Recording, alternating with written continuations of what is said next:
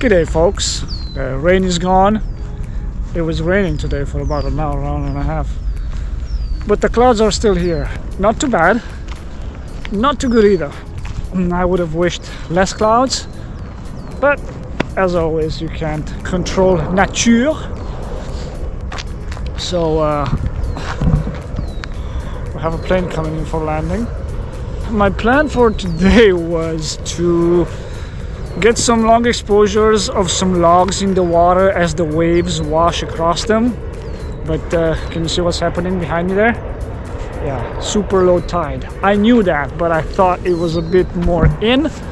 Anyway, I want to get some photos of the planes landing then with that runway markings behind me, and with this low tide situation, since we got nothing else that's better around here. I'm also a bit excited to try out my new lens. I got a new lens for my camera, the 17 to 55 Nikkor 2.8, a very sharp lens, and I want to take it for a spin. This is a nice view. Look at this, green and brown and blue. What did I tell you?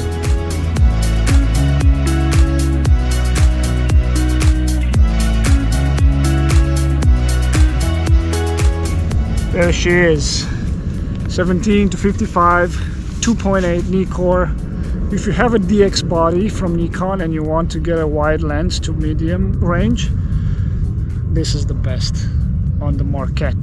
I wanted one of these for a long time, not that long, but still, maybe half a year. And I got it used, because why would you pay top dollar if you can get a decent lens? It's more than decent, it's a very good, this one. For less, it was 400 Canadian. So I'm gonna try this baby out today.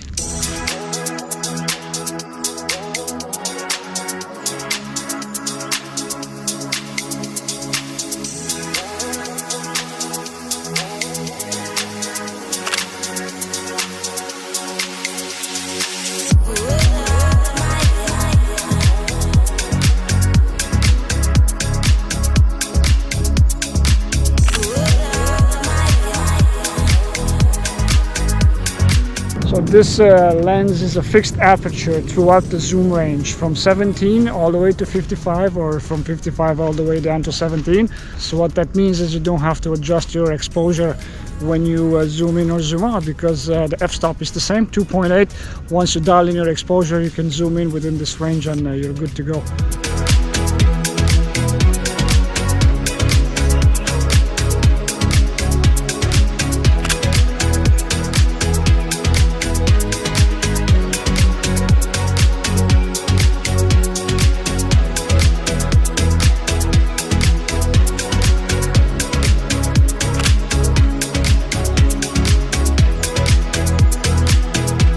There's a jetty behind me there, so let's go take a walk on that, see what frames we can find.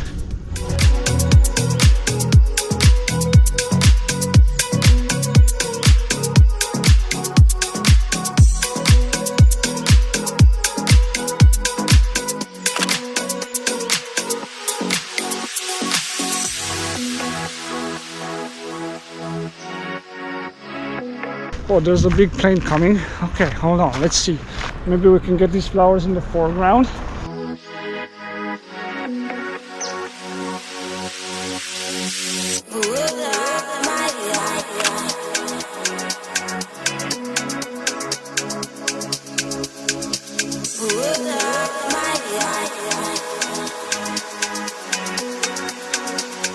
This is the jetty that I mentioned, and at one particular time that I've been here, there were, I kid you not, hundreds of snowy geese. Everything was white here, but it wasn't low tide. So maybe because it's low tide they're not here, or maybe they just went some other place. I don't know if they're migratory birds or not, but I do see some gray heron though, right in front of me there.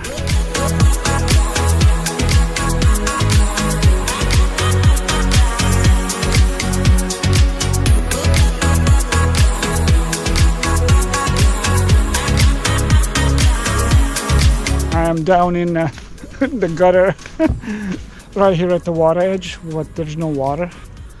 And I have this beautiful grass here with the low tide revealing the bed of the sea, which is fantastic. And I'm going to try to set up for a shot using the small tripod that I have that's holding the GoPro right now, and see if I can shoot through the grass and get a frame like that.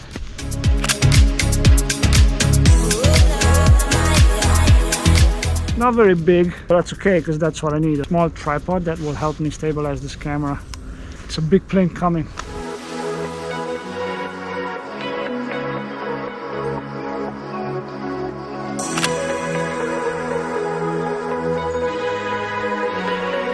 That's the Lufthansa flight from Munich,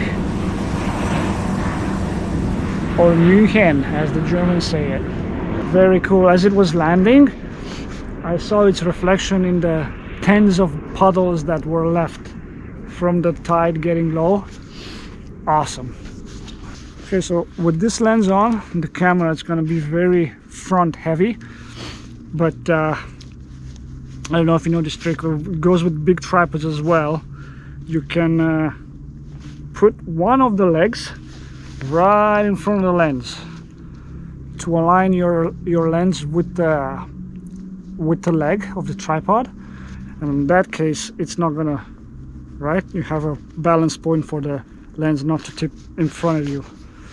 So that goes with the big tripods as well.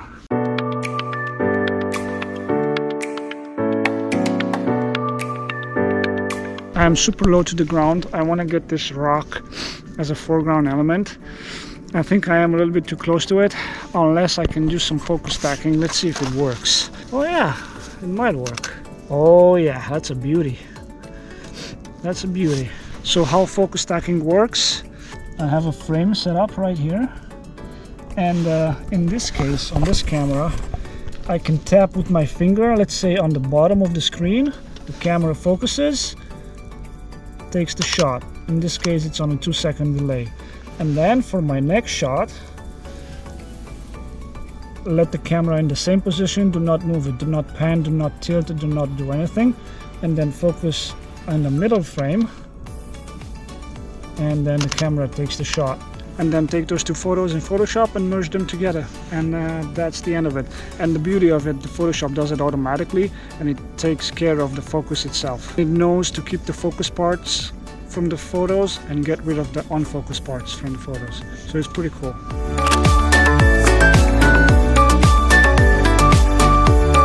Of course, if you have a beautiful background as well, you're going to do that 3 times. One for the foreground, one for the midground, and then focus again for the background. In my case, I have no background, so I just did it twice. One for the foreground, one for the midground. That should be enough. What I want to do right now is hop over this jetty and go on the other side. There's an actual beach, and see if maybe we can find something over there. Very dull day, but you cannot win all the time. There's a bunch of gray herons in front of me right there. I want to walk a little bit over there to get a few shots of those.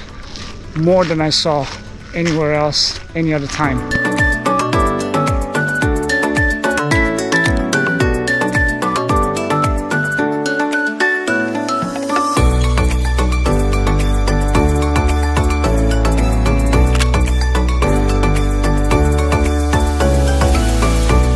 I have the herons right here, and I have a bunch of them grouped up with beautiful mountains in the background. Just a beautiful potential minimalist shot. Let's take it before it's too late. They're a bit far away. I have to switch to my 70 to 300 so I can get closer to them. That 17 to 55 lens, it's so heavy. And it makes sense, right? There's a lot of glass, there's a lot of motors inside and mechanisms.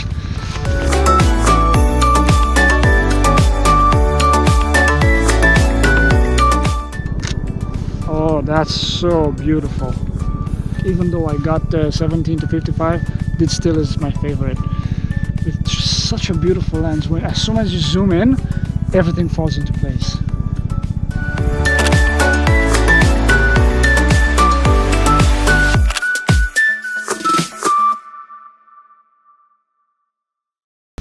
The only thing is, when you're zoomed in at 300, you have to play it really safe with the shaky because the photo is not going to be as sharp. You know that rule? Put your shutter speed double as your focal length. So I'm 300, it should be minimum 600 of a second, but I am at 320, and that's because I don't have much light unless I put some ISO into it, but I don't really want to put too much ISO into it. Let's go 320, and then I can go up to 500 of a second. Oh, I have a beautiful bird, a heron flying. I think they got spooked a little bit by this helicopter.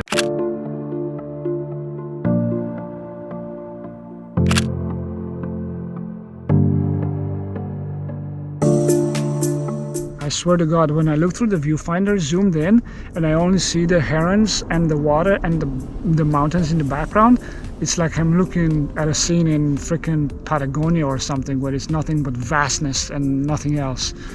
I'm loving this. I think I'm gonna hop on the other side to see what's the offering there.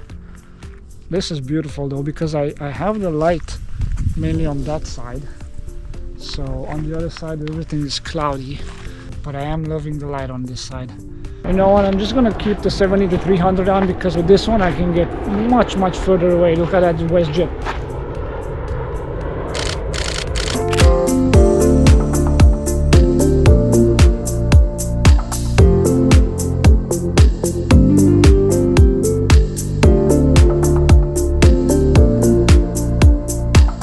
Well, guess what? The tide is coming back in.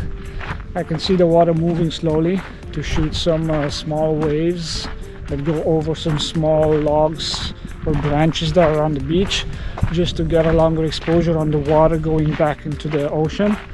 That's what I wanted to do today, but because of the low tide, no se puede. Okay, heron and plane in one shot.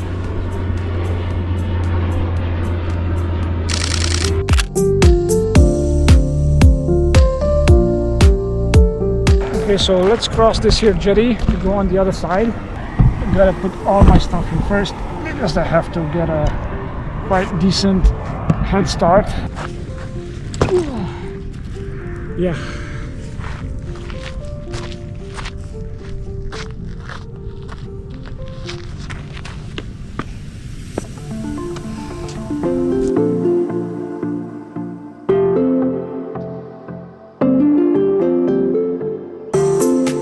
If you haven't seen high tide coming back in, that was a perfect opportunity, because I'm going to show you. Let me stop here for a moment and then just look at the edge of the water. Look at that, how it's slowly coming back in.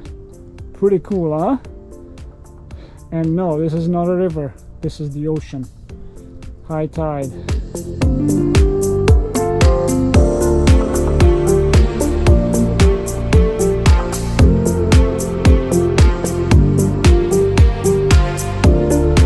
Plane landing.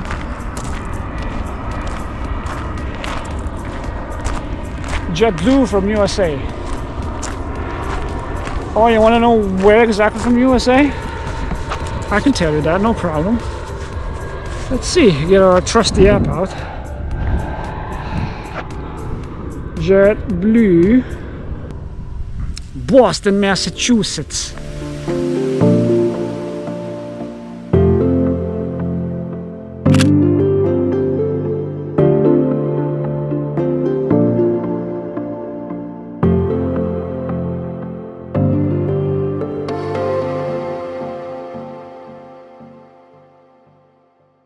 I am loving this super lush seaweed that is exposed right here.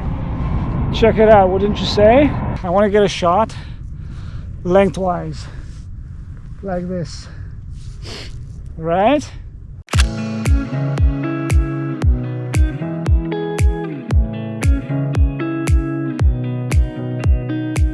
Mosquitoes are starting to bite. I'm gonna wrap it here. Today I wanted to shoot one thing and I ended up shooting another. Is there a lesson to be learned? Of course. Don't get hung up on your ideas. Just be flexible and improvise, because if you don't, it's gonna rob away your joy. If it doesn't work out, it doesn't work out. That's how life is, and that's how life is in photography as well. Just be flexible, walk around, observe, and shoot what you think looks good. That's my advice for you for today. I hope you liked this video, and I will catch you definitely into the next one. Take care and peace.